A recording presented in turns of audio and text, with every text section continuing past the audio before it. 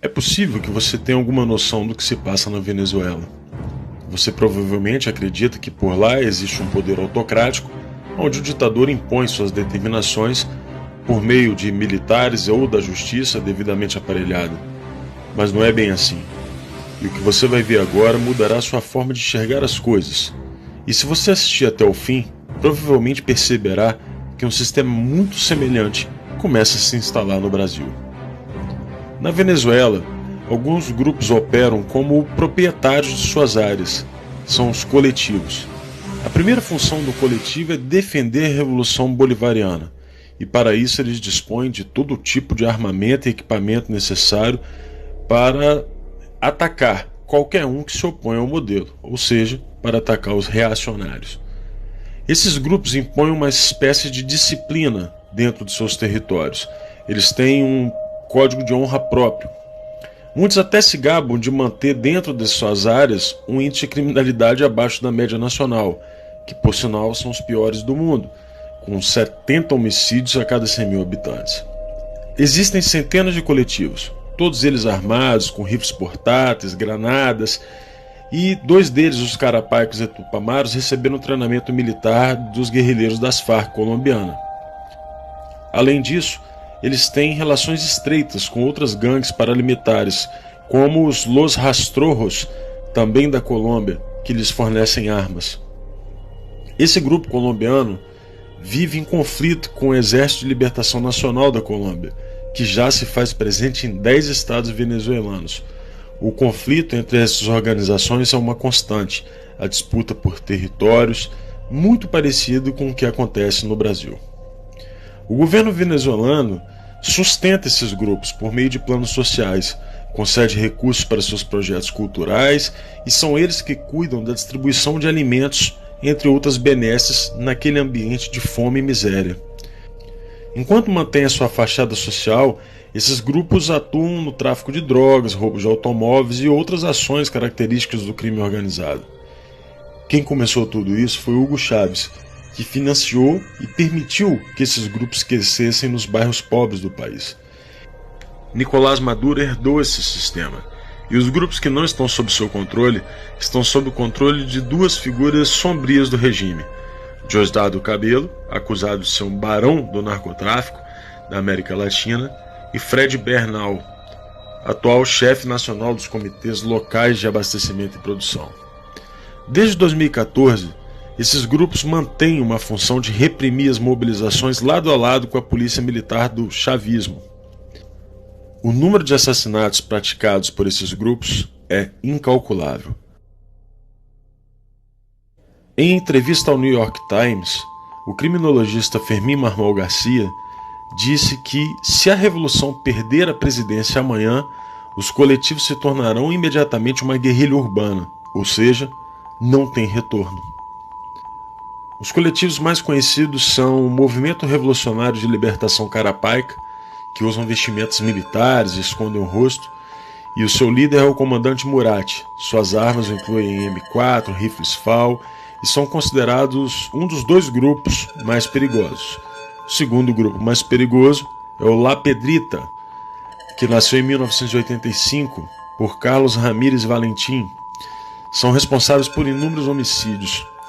Outro grupo conhecido é os Los Tupamaros, é uma organização de tendência marxista-leninista que herdou o nome do grupo guerrilheiro uruguaio sob o lema Comuna ou Nada. Esse grupo é apontado como o principal repressor dos protestos de oposição ao regime de Maduro. Existe a Coordenadoria Simón Bolívar, que atua em Caracas e se autoproclama um dos coletivos fundadores do regime. O coletivo Alexis Vive é conhecido por suas ações armadas e recentemente atacou as instalações do maior sindicato empresarial do país. O último grupo é o Grande Polo Patriótico, criado em 2011 e formado por 28 conselhos setoriais, que possui 10.810 mini-coletivos. Como você pode perceber, o sistema de dominação do povo venezuelano não pode ser revertido por um sistema eleitoral simples ou pela queda de Maduro. A melhor definição do que aconteceu por lá foi feita por Lech Walesa. Segundo Walesa, fazer o socialismo é fácil. É como fazer uma sopa de peixe de um aquário. Basta aquecer a água. Não precisa nem temperar. As plantas já estão lá dentro. Fazer o contrário, criar uma sociedade livre a partir do comunismo, é como fazer o aquário utilizando uma sopa de peixe. Isso é complicado.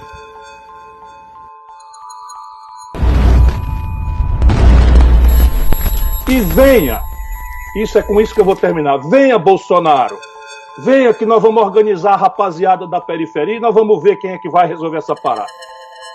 O juiz federal Odilon de Oliveira de Ponta Porã, na fronteira do Mato Grosso do Sul com o Paraguai, obteve evidências da atuação de guerrilheiros das Forças Armadas Revolucionárias da Colômbia, as FARC, no treinamento de bandidos ligados ao 1º Comando da Capital, PCC, e ao Comando Vermelho. Segundo as apurações de Oliveira, quadrilhas de narcotraficantes do Brasil são dos principais clientes da América do Sul na compra de cocaína produzida pela facção colombiana. Eles treinam brasileiros lá para agir aqui.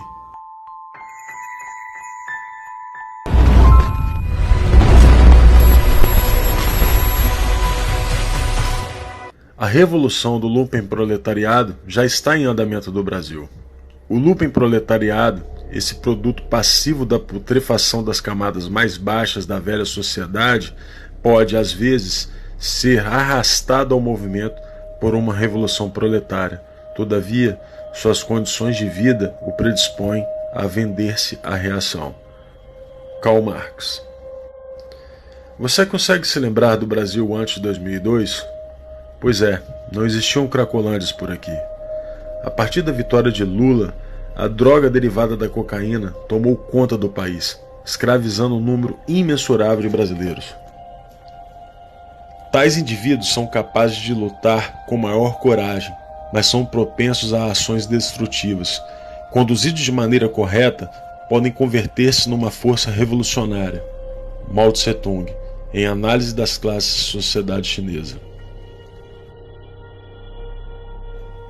Frantz Fanon é um teórico marxista muito conhecido entre as esquerdas. Seguidor do maoísmo, é proponente de uma revolução mundial, razão pela qual ações muito semelhantes acontecem em todos os lugares onde o comunismo possui seus tentáculos. É dentro dessa massa da humanidade, esse povo das favelas, do núcleo do lumpesinato, que a rebelião vai encontrar o seu ponta de lança urbano. Venha Bolsonaro, venha que nós vamos organizar a rapaziada da periferia e nós vamos ver quem é que vai resolver essa parada. Este lumpenproletariado é como uma horda de ratos. Você pode chutá-los e jogar pedras neles, mas, apesar de seus esforços, vão continuar roendo as raízes da árvore. O lumpenproletariado, uma vez que é constituído, traz todas as suas forças para pôr em risco a segurança da cidade. E é o sinal da decadência irrevogável, a gangrena sempre presente do coração do sistema colonial. Aqui no Brasil, a gente reagiu. Fomos às ruas e exigiu o fim de um governo que estava corroendo a nossa sociedade por dentro. E conseguimos uma vitória singela, mesmo que os revolucionários tivessem tentado impedir de todas as formas. Acontece que a revolução lumpenproletariada estava em andamento por aqui, e não será fácil reconstruir um aquário a partir de uma sopa de peixe deixada pelo petismo. Você então se pergunta como podem haver banqueiros, artistas, intelectuais e membros da elite que não conseguem perceber esse tipo de situação e ainda assinam manifestos junto com Ciro Gomes, que, como já vimos, tem exata noção do que está acontecendo. E para isso, Karl Marx também tem uma explicação.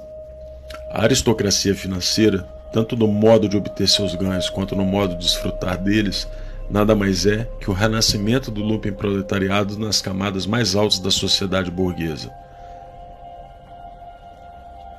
O lumpenproletariado não está limitado aos drogados, bandidos, famigerados da classe marginalizada. Estão nos poderes, nas corporações, na mídia e no judiciário. Veja que até as opiniões de alguns jornalistas conhecidos têm mudado. Isso acontece de acordo com a mudança de quem banca os seus contra-cheques. São as pércoras do jornalismo, ou os degenerados da informação. No judiciário, do mesmo modo, um número cada vez maior de criminosos é colocado nas ruas. Parte deles para alimentar a massa revolucionária, e outros vinculados justamente aos grupos que tratamos há pouco. Tudo isso é feito às claras, não existe segredo. Preciso que a gente denuncie isto. Que a gente anteveja esse tipo de manobra. Porque não se pode fazer isso com o Supremo Tribunal Federal. Agora eu vou dar uma desperto e vou conseguir a decisão do aborto. De preferência, na turma com 3 ministros. Aí a gente faz um 2-1. E deixa de fora desse seu mau sentimento. Você é uma pessoa horrível. Uma mistura do mal com atraso e pitadas de psicopatia. Isso não tem nada a ver com o que está sendo julgado. É um absurdo, Vossa Excelência, aqui fazer um comício cheio de ofensas, grosserias. Vossa Excelência não consegue articular um argumento, fica procurando. Já ofendeu a presidente, já ofendeu o ministro Fux, agora chegou a mim. A corrosão do Conselho de Justiça da nossa própria Carta Magna atende ao conceito de Revolução Lumpem. Afinal, a disciplina e os códigos de honra, como já vimos, terão que ser aplicadas por grupos criminosos ao fim da conclusão do processo revolucionário. Agora que você já sabe qual é a situação que nos encontramos, eu faço um pedido. Não desista do Brasil.